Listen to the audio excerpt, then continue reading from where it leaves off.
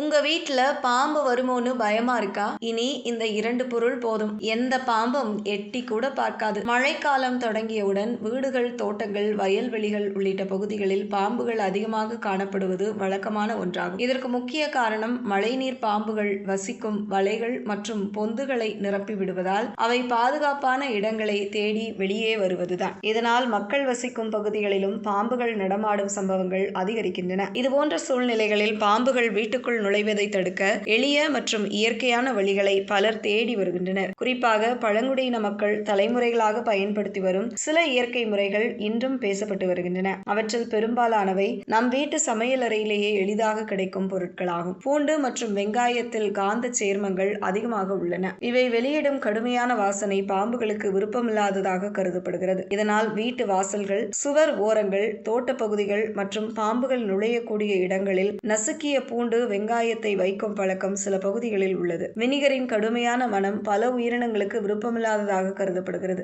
இதனால் சிலர் வினிகரை தண்ணீரில் கலந்து வீட்டு சுற்றுப்புறங்களில் தெளிக்கின்றனர். குறிப்பாக கிராமப்புறங்களில் இந்த நடைமுறை இன்னும் பின்பற்றப்படுகிறது. சில பகுதிகளில் கிராம்பு எண்ணெய் மற்றும் லவங்கப்பட்டை எண்ணெயை கலவையை வீட்டு ஓரங்களில் தெளிக்கும் பழக்கமும் காணப்படுகிறது. இந்த வாசனைகள் சில ஊர்வன உயிரினங்களுக்கு பிடிக்காது என்ற நம்பிக்கை காரணமாக இவை பயன்படுத்தப்படுகின்றன.